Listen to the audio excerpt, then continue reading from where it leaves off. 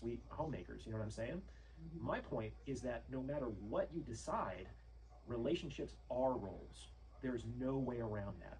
One of the most toxic relationship beliefs, in my opinion, is the belief that in my relationship, I finally get to be myself.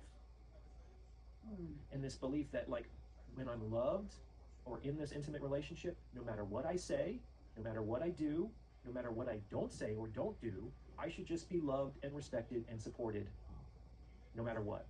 And I think that's ridiculous. Like, unfortunately, for better or for worse, the only time you ever get to be yourself is when you're alone. And maybe that's just a version of yourself. Think about it. We play roles all the time. There's the role of daughter or sister or wife or mother, and you switch between them sometimes several times a day, sometimes several times an hour. And a lot of these roles are developed unconsciously and unintentionally because they're like co-created in our emotional psychodynamics between people. When we understand that a relationship is a privilege, just sort of like a job, and there's a baseline, let's say, professionalism that's required to maintain your job. You can't just like show up and expect to get paid no matter how you perform or how you interact with your customers. Like, we expect some baseline professionalism that even if I'm being a difficult customer, you're still more or less going to treat me with respect and courtesy.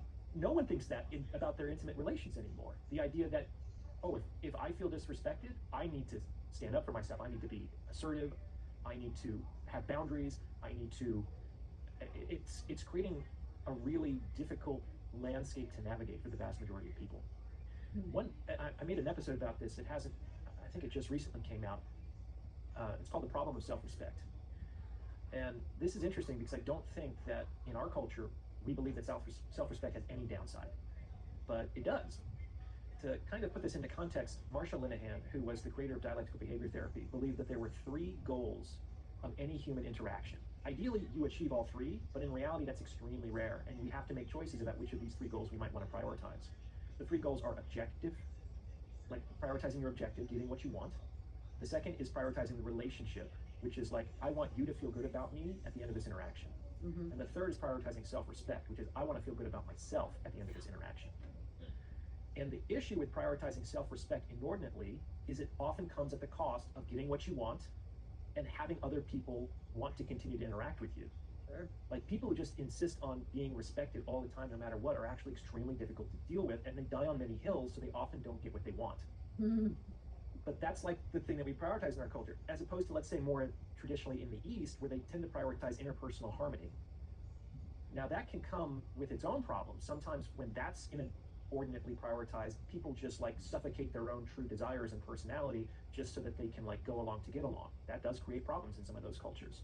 But on the surface, there's no crime. Everything is polite. Everything is respectful. The interpersonal space between folks is clean. And everyone kind of more or less knows that they can be, what role they play. And I think harmony is important.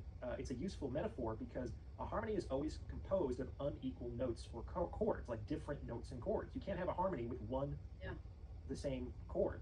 So harmony requires inequality. It requires difference. And that doesn't necessarily mean that the minor tone is being oppressed or drowned out by the major note. But when they're combined, they create this sort of more beautiful experience that elevates both of the individual components. They have to match. I mean, it's like the big 5 personality traits, and being on each side of them. You don't want 2 people to have the exact same personality, because if you're both disagreeable, let's say, like, that's difficult, right? Or even if one person is disagreeable, it's difficult, right? Your opposites tend to attract, but similarities tend to stay together. That's what I've found.